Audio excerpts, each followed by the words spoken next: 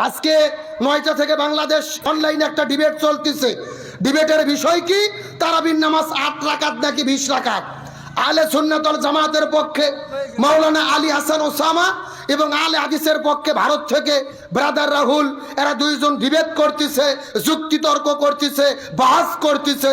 তারাবি ৮ নাকি ২০। চিৎকার করে বলেন, এই বাহাস দিয়ে মুসলমানদের সারানা বসার কোনো লাভ হবে? এ জোরে বলে লাভ হবে? যারা ৮ রাকাত পড়ে এরা জীবনেও ২০ রাকাত পড়বে না, আবার যারা ২০ পড়ে এরা কখনো ২০ ছাড়বে না। তাহলে এই বাস করে লাভ কি? আমি এদেরকে বলতে চাই, তাম পৃথিবীতে মুসলমানেরা মার খাচ্ছে, কেমনে মুসলমানেরা এক হবে, মুসলমানরা মুক্তি পাবে, এই বিষয়ে ডিবেট করো। তারাবির নামাজ ৮ নাকি ২০, এই ডিবেট করে জাতির সারানা বসার কোনো লাভ হবে না, বরং ক্ষতি হবে। কথা বলেন না কেন? আজকে ফরজ নয়, ওয়াজিব নয়, সুন্নাত নয়, মুস্তাহাব আর নফল বিষয় নিয়ে আমরা দলে বিদলে বিভক্ত হয়ে গেছি। এই সুযোগে জালেমেরা আমেনদারদের উপরে জুলুম করতেছে। কে ভাই ৮ রাকাত? রাসূল হাদিসে আছে ৮ রাকাত, আপনি পড়তেছেন, পড়েন। হযরত উমর পরে ২০ রাকাত চালু করে গেছে।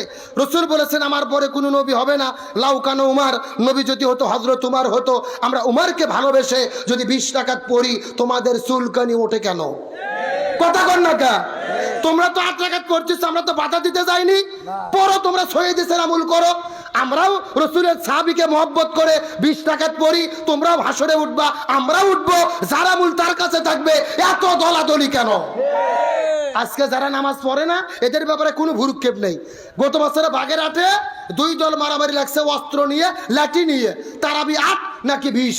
একটা লোক যে লাঠি একজন ধরছেই, বল তুই ৮ রাকাত নাকি ২০ রাকাত? ও লাভ দুটো বলতেছে, ভাই আমাকে ছেড়ে দিয়ে আমি নামাজই পড়ি নে। কথা কি বোঝেন নাই?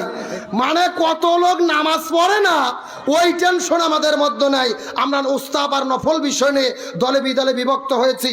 আমরা আলী হাসান ওসামা ভাইকে বলতে চাই, ব্রাদার রাহুলকে বলতে চাই, আজকে ঈদ পার হয়ে গেল, আমরা ঈদের আনন্দ করলাম।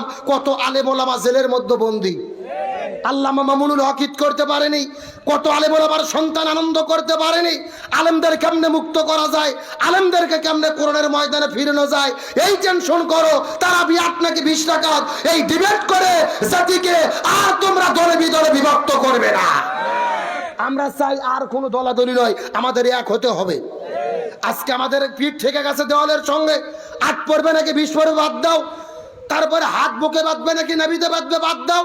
নবী নূর নাকি মাটি, বাদ দাও। গায়েব জানে কি জানে না, বাদ দাও। এই সমস্ত মাসালা বিষয় নিয়ে ইমানের বিষয় মনে যা বিশ্বাস আছে থাকো। এই জমিনে দিন কায়েম করতে হবে, ইসলাম কায়েম করতে হবে। ওয়ালা তাতাফাররাকু ফি, এই ব্যাপারে কোনো দলাদলি করা যাবে না। এই একটা জায়গায় এক দল হতে হবে। আজকে রমজান আসে, হুজুরদেরকে মাইক ধরে দিলেই শুধু ফজিলতের ওয়াজ। মান সামা রমাদান ঈমানান ওয়া ইহতিসাবান গুফিরা লাহু মা তাকাদ্দাম মিন যানবি। রোজা যদি ঈমান ইহতিসাবের সঙ্গে থাকে, জীবনের গুনাহ মাফ হয়। কথা সত্য, ফজিলত ক স্বীকার করি না, কিন্তু একটা কথা হলো, এই রোজাটা সম্মান কোরআনের কারণে। ওই কোরআন যে বাংলাদেশে প্রতিষ্ঠিত নাই, ওই ধান্দা কোনো হুজুরের নাই। কথা বলেন না কেন? গভীর মনোযোগ, ভালো করে বোঝার চেষ্টা করবেন। আমার নবীজি সাহাবীদেরকে নিয়ে 16 দিন রোজা থেকেছে। কয় দিন? 17ই রমজান সকালবেলা নবী সাহাবীদেরকে ডাক দিয়ে বলে, সাহাবীরা রোজা ভাঙো, বেশি করে খেজুর খাও, বেশি করে পানি খাও। সাহাবীরা বলতেছে, রাসূল এটা কেমন কথা বললেন? একটা রোজা কেউ যদি ইচ্ছে করে ছেড়ে দেয়, 60টা রোজা থাকতে হবে ধারাবাহিকভাবে। একটা রোজা ছুটে গেলে আবার 60টা থাকতে হবে। আর আপনি নবী বলতেছেন রোজা ছাড়ো, খেজুর খাও, পানি খাও, ব্যাপার কি? রাসূল বলতেছে, এতদিন রোজা থেকে আমার হুকুমে রোজা ছাড়ো, খেজুর খাও, পানি খাও, শক্তি করো।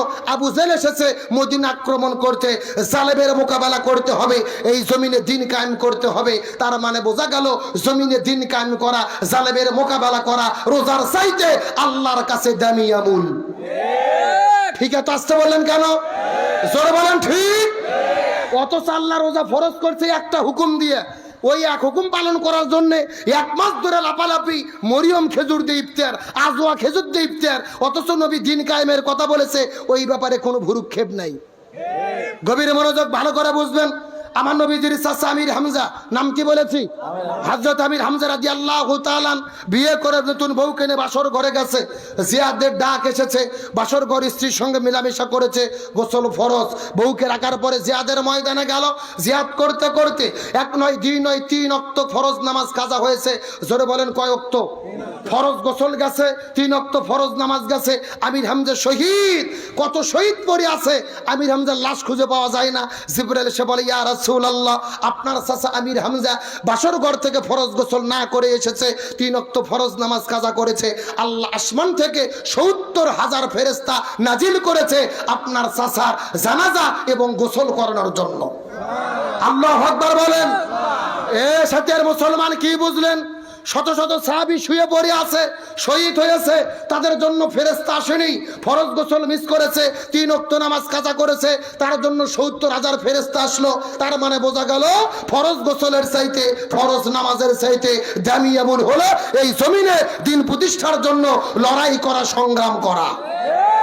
তাহলে রোজার চাইতে যেই আমল দামি, ফরজ গোসলের চাইতে যেই আমল দামি, ফরজ নামাজের চাইতে যেই আমল দামি, ওই আমলের কাছে আমরা নাই। আমরা শুধু অন্য বিষয় নিয়ে লাপালাপি করতেছি। আজকে আমরা মহত্বই বুঝি নাই, গুরুত্বই বুঝি নাই। রমজানের মূল শিক্ষা হলো কোরআনের আইন প্রতিষ্ঠার ট্রেনিং। কি প্রতিষ্ঠার ট্রেনিং? আল্লাহ তাআলা বলেছেন তোমাদের ঘরের মধ্যে হালাল খাদ্য আছে, সুবে সাদিক থেকে সূর্যাস্ত পর্যন্ত খেতে পারবা না। হালালকে আল্লাহ হারাম করে দিল কেন? আমরা প্রয়োজনে বাকি 11 মাস না খেয়ে থাকবো, তারপরে হারাম খাবো না। ঘরের মধ্যে হালাল বিবি ছিল, ব্যবহার করি নাই। কি শিক্ষা নিলাম? 11 মাস সুন্দরী মেয়ে চোখের সামনে ঘুরবে, তাকাবো না, জেনা ব্যভিচার করবো না। রোজা আমাদেরকে শিক্ষা দিল কোরআনের আইন কেমনে করে জমিনে মানতে হয়, আর কেমনে করে রোজা ভেঙে এই জমিনে দিন প্রতিষ্ঠা করতে হয়। সুতরাং বলতে চাই, এই মুসলমান সাথীর মুসলমানেরা, নামাজ পড়বো, হজ করবো, যাকাত দেবো, সব আমল করবো, পাশাপাশি সবচাইতে বড় ফরজ ওমা ওয়াসাইনা বিহি ইব্রাহিমা ওয়া মূসা ওয়া ঈসা আন আকিমুদ্দিন ওয়ালা তাতাফাররাকু ফি। এই জমিনে দিন প্রতিষ্ঠার ব্যাপারে কোনো দলাদলি করা যাবে না। আল্লাহ নামাজের ব্যাপারে ওয়ালা তাতাফাররাকু ফি বলেনি, আল্লাহ রোজার ব্যাপারে ওয়ালা তাতাফাররাকু ফি বলেনি। তার কারণ কি? আল্লাহ ভালো করে জানে রোজা নিয়ে দলাদলি হবে না, নামাজ না দলাদলি হবে না, বেশি দলাদলি হবে এই জমিনে দিন প্রতিষ্ঠার আন্দোলন নিয়ে। সুতরাং আজকের মাহফিল থেকে শপথ গ্রহণ করব, রোজা থেকে শিক্ষা নিয়েছি, কোরআন প্রতিষ্ঠার আন্দোলন করব। আল্লাহ যতদিন বেঁচে রাখে এই জমিনে দিন প্রতিষ্ঠার কাজ করতে কারা কারা রাজি আছেন? দুটি হাত আল্লাহকে তুলে দেখান।